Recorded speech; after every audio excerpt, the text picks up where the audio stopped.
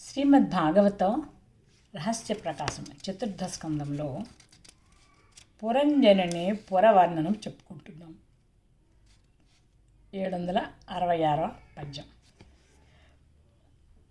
పురంజని పురము, ఆ పురము 4 దిక్కులు యందు గల గోపుర ద్వారాదుల వివరాలు చెప్తాను విను అంటున్నారు. పురమునందు 9 ద్వారాలు గల పురం నందు మొత్తం 9 ద్వారాలు ఉన్నాయి. అందు తూర్పు దిక్కులు 5 ద్వారాలు, అంటే శిరస్సును తూర్పుగాను మూలాధారాన్ని పశ్చిమంగా వర్ణించుట వేద ఋషుల సంకేతమే కాక యోగశాస్త్ర జ్యోతిశాస్త్ర సంకేతము కూడా. మొగమునందర 2 కన్నులు, 2 ముక్కు రంధ్రములు, నోరు అనబడే తూర్పున గల 5 ద్వారాలు. ఉత్తర దక్షిణందు 2 ద్వారాలున్నాయి, ఇవి 2 చెవులు. పశ్చిమన 2 ద్వారాలున్నాయి, ఇవి మూత్రపురుష ద్వారాలు. ఈ విధంగా పై దిక్కుగా 7, దిగువ 2 ద్వారాలు నిర్మించబడ్డాయి. వాని యందు వేరువేరుగా జరుగు రాకపోవలను గమనించడానికి ఒక్కొక్క ద్వారాధిపతి ఉన్నాడు. అంటే ఒక్కొక్క ఇంద్రియానికి ఒక్కొక్క అధిపతి అయిన ప్రజ్ఞ ఉంది.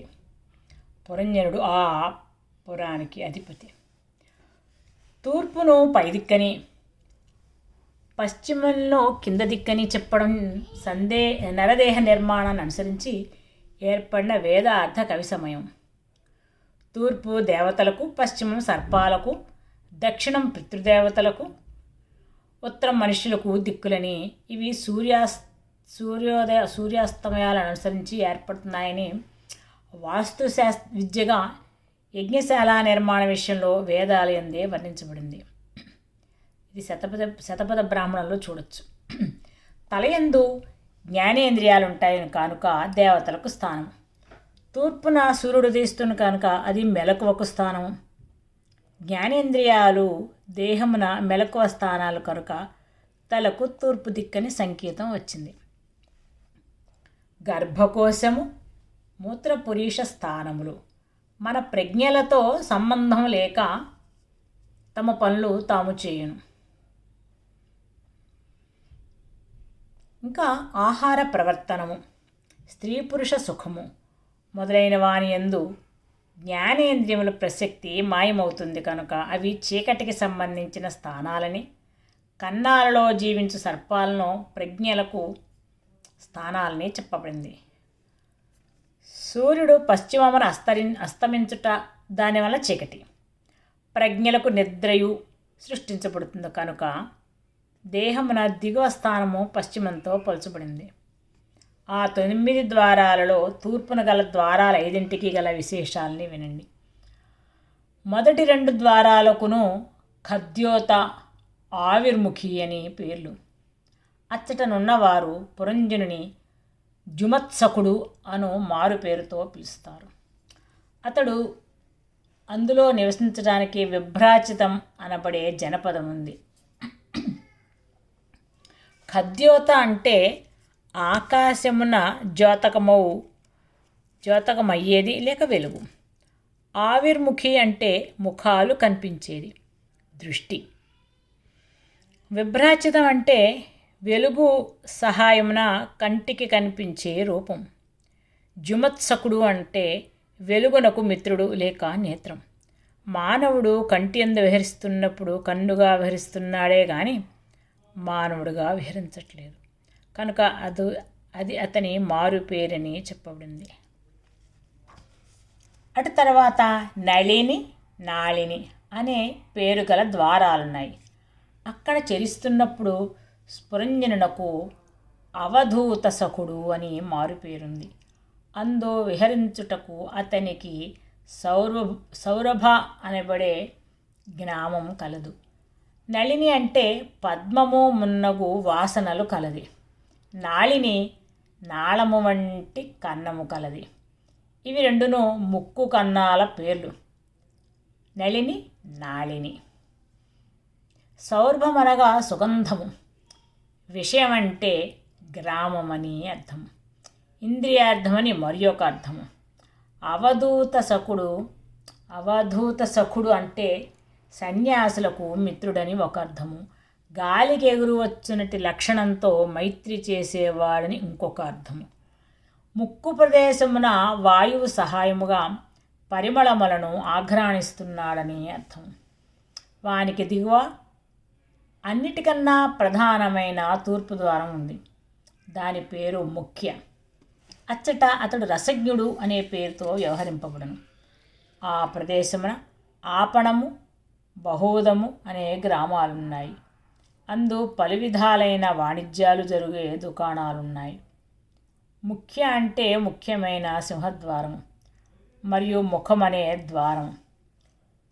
సంస్కృతంలో ముఖం అంటే నోరు. ఆహారమును స్వీకరించి ఇది దేహమును పోషించును కనుక ముఖము అనే పేరు పొందింది.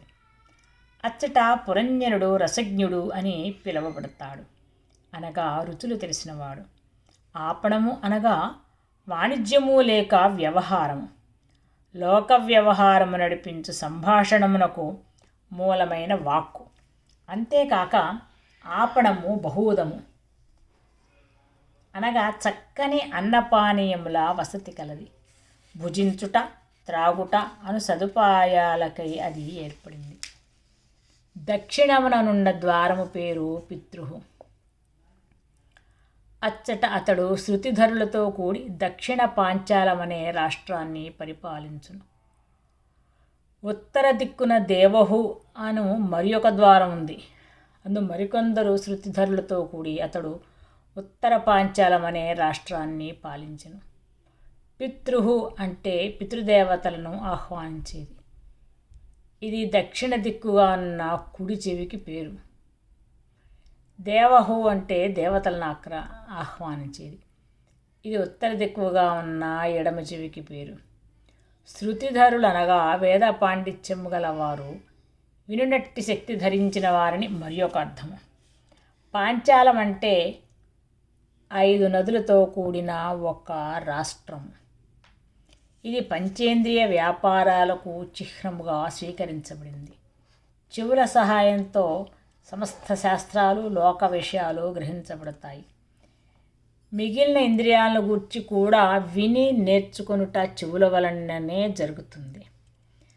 దక్షిణము పితరులను పిలుచుటకును, ఉత్తరము దేవతలను పిలుచుటకును యజ్ఞశాలల యందు స్థానాలు.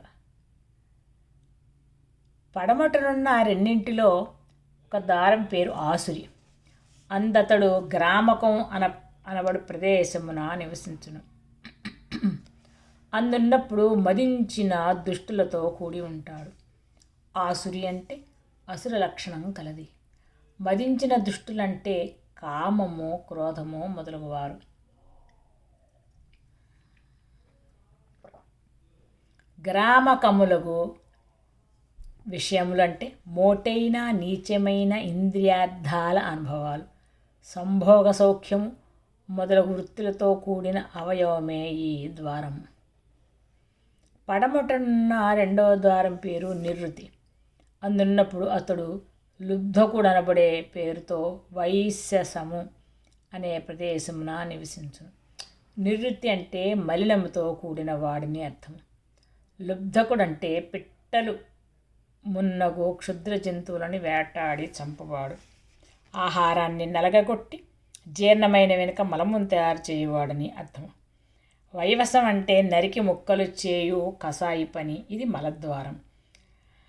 అతని నగరమున 2 గుడ్డివారు కలరు. అతని పేరు నిర్వాక్కు. వాడు వాక్కు లేనివాడవటం వల్ల మారు మాట్లాడలేక పురంజనుడు ఎచ్చటికి పోవలసినను మోసుకుని పోవును. అవి పాదాలని అర్థం. రెండవ వాని పేరు పేసస్కరుడు. అతడు కూడా మారు మాట్లాడలేక ఏ పని చెప్పినా చేస్తూ ఉంటాడు. చేతులని అర్థం. అంతఃపురమున ఉన్నప్పుడు విషూచి అనబడే దాసి సహాయమున భార్యతోనూ బిడ్డలతోనూ తృప్తి, సంతోషము, వ్యామోహము పొందుచుండును. విషూచి అంటే మారి లేక వినాశము కలిగించేది. ఆయుర్వేదమున కలరా వ్యాధిని విషూచి అంటారు. మరియు విశిష్టముగా సూది వలె వాడి అయినది మనస్సు అని అర్థం. మనస్సు సహాయముతో చుట్టరికాలు కల్పించుకొని చుట్టముల యందు మోహము పెంచుకొని తృప్తి సంతోషము భావించుకొని జీవించుచుండును.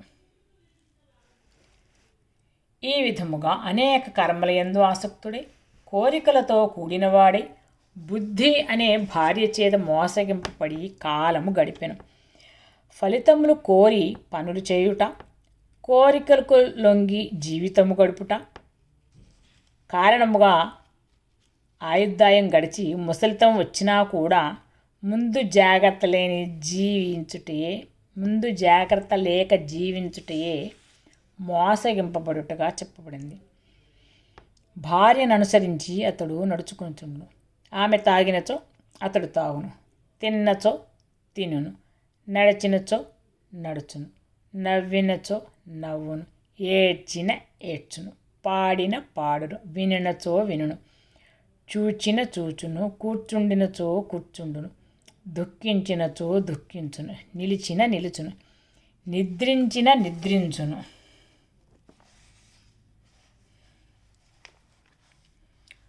ముట్టినను ముట్టు మూర్కొన్న మూరుకొను పలుకును పవళింప పవ్వళింపు హర్షము బంధనాత్మను హర్షమందు మోదమును పొందతానును మోదమందు పానంబు చేసిన తాను పానము చేయు కుడిచిన తాను గుడుచు మరియు భక్షింప తానును భక్షింపు ఏడుచు పాడిన విన్నను ఏడుచు పాడిన ఏడ్చుచు పాడిన పాడు విన్నను విను.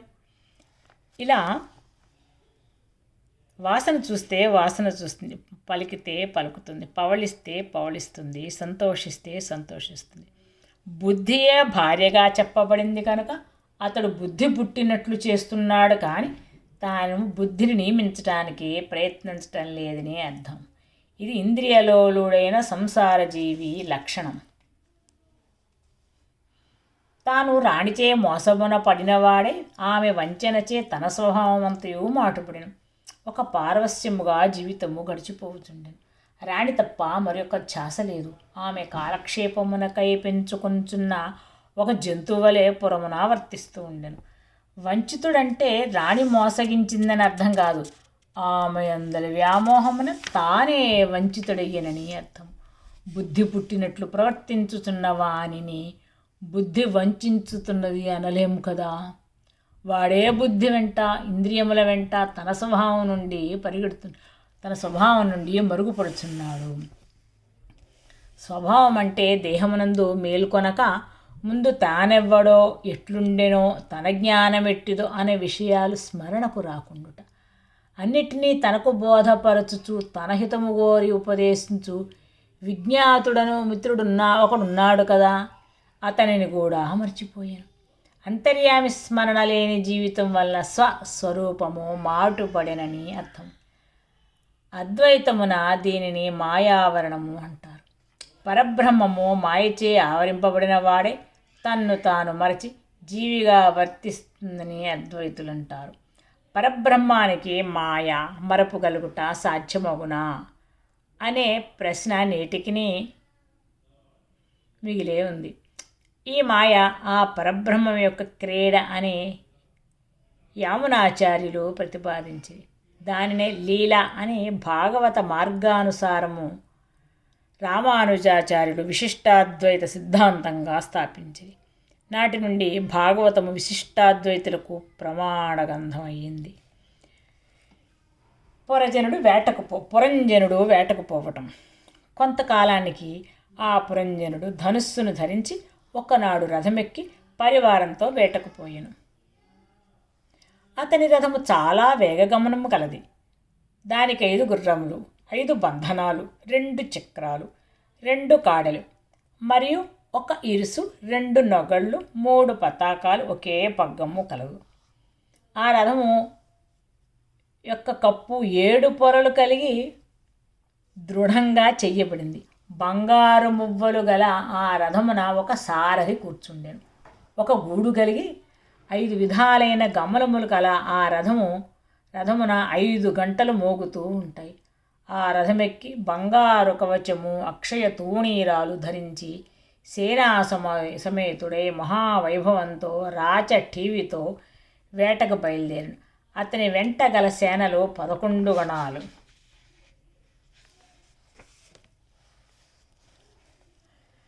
పంచాశ్వయుక్తంబు పంచబంధనం చక్రద్వితయమనుయుగద్వయంబు నాసువేగంబునేకాక్షంబు గోపరద్వయము పతాకాత్రితయుతంబు ఏకరశ్మియుతంబునేక సారథికంబు సప్తవరూధంబు సప్త స్వర్ణభూషమును పంచవిక్రమమును ఏకనీడంబు ప్రకట పంచప్రహణమునైన రథము కాంచన రచిత వర్మము ధరించి విలసతక్షయ తూణీర కలితుడగుచు గడక దీపింపనెక్కి ఏకాదశ ప్రసంఖ్య సేనాసమేతుడై సరభసముగా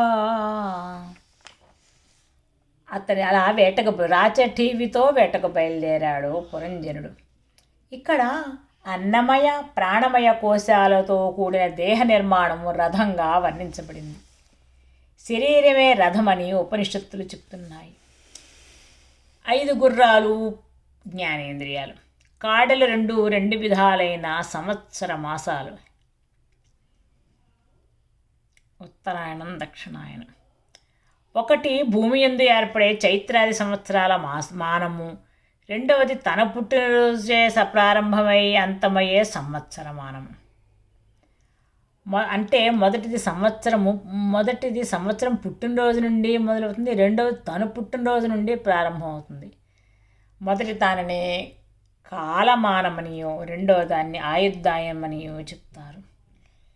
రథచక్రాలు 2 కూడా అతడు చేసే పుణ్యకర్మల పాపకర్మల పరిభ్రమణము. 3 పతాకాలు వాని త్రిగుణాలు, 5 బంధనాలు, పంచప్రాణాలు ముడిపెట్టుకున్న చోట్లు. పంచప్రాణాలు ఎక్కడెక్కడ ముడిపెట్టుకున్నాయో ఆ చోట్ల. పగ్గము మనస్సు, సారథి వివేకం, రధికుడు కూర్చుండే స్థానము హృదయం. నస్సుళ్ళు 2 కూడా శోకము మోహము. 5 గంటలను 5 ఇంద్రియాల ప్రవృత్తులు. గంటలు కొట్టడం అంటే అవి తమ ఇంద్రియార్థాలను తాకుచుండుట. 5 విధాలైన గమనములంటే కర్మేంద్రియములు. రథమునుకున్న 7 పొరలను సప్తధాతువులు. బంగారు కవచమంటే రజోగుణం వల్ల కలిగిన చురుకుతనము దీప్తి. అక్షయతూణీరాలంటే తరుగని అమ్ముల పొదలు. అవి జీవి యొక్క పూర్వవాసనలు, అవి తరగనే తరుగు. అవియే గుంపుగా ఏర్పడి అహంకారం అవుతున్నాయి. ఆ అహంకారమే జీవగ్రంథి లేక జీవుడనే మెలకువ ఆధారం. సేనలను తన వెంట తెచ్చువాడు 11 గణములకి అధిపతి. అతే ఇంద్రియాలను ప్రవృత్తులను మనస్సును కలిపి నడిపించే అహంకారము. 772వ పంచం. అతడు పురము వెలువడి పంచప్రస్థం అనబడే వనానికి పోయాను. అతడు అంతవరకు ఎన్నడూనూ పట్టమహిషిని విడిచి ఉండలేదు. వేటపై కలిగిన ఆసక్తిచే పట్టమహిషిని విడిచి వచ్చాను. దర్పముతో ధనుర్బాణాలు ధరించి ఆసుర ప్రవర్తనంతో వేటాడాను. కఠినుడు దయలేనివాడి వాడి అయిన బాణాల చేత జంతువుల గుంపులను అనేకములను హతమార్చెను. రాజులకు వేట వినోదముగా శాస్త్రాల్లో చెప్పబడినది కదా. ఆసుర ప్రవృత్తి ఎట్లయ్యేనని సందేహం కలగవచ్చును. కానీ రాజా విను, ఇతని వేట రాగముతో కూడిన వినోదము కనుక శాస్త్రయుక్తము కాదు. ప్రఖ్యాతములైన శ్రాద్ధ దినములందు శ్రాద్ధకర్మ కొరకు రాజైన వాడు మేధ్యములైన పశువులను మాత్రం వనమునందు వధింపవచ్చును. అది కూడా ఉపయోగించునంతవరకే వధింపాలి అని నియమము కలదు. కానీ జ్ఞాని అయిన విద్వాంసుడు అది కూడా వధింపడు. వధించినను కర్మానుష్ఠానం వలన పుట్టిన జ్ఞానం చేత ఆ వేట ఫలితమందు బద్ధుడు కాడు. శాస్త్ర నియమమును ఉల్లంఘించి కర్మలను ఆచరించేవాడు అభిమానంతో కర్మలను అభ్యసించును. అభ్యాసం వలన బద్ధుడవుతాడు. గుణముల ప్రవాహం పడి కొట్టుకొని పోతాడు. దానితో ప్రజ్ఞ నశించును. అధోగతి కలిగి పతితుడగును. సాధు స్వభావము కోరిన వారు శాస్త్రసమ్మతమైనను కాకున్నను ఆసుర ప్రవర్తనమును అవలంబించరాదు. ఆసురీ వృత్తి అంటే తనకన్నా ఇతర జీవులపై విజృంభించి హాని చేయడానికి ఇచ్చగించుట. వేట అంటే జంతువుల వెంటబడి చంప తరుముట. జీవుడు ఇంద్రియములుగా బాహ్య విషయాల వెంట తృష్ణతో పరుగెత్తటమే వేట. పట్టుదలలు, విరోధాలు, అన్నమాట నిలబెట్టుకొనుటకు చేసే దుష్కార్యాలు, ఇతరులపై పోటీతో చేసే ప్రజ్ఞలు, వారిని సమర్థించుకోవడానికై ఆస్తిపాస్తులను ఆర్జించుకుని యత్నంలో చేసే అన్యాయాలు.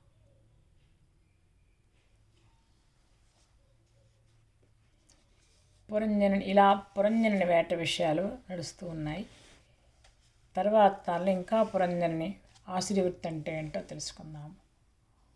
ఓం నమో భగవతే వాసుదేవాయ. ఓం తత్సత్.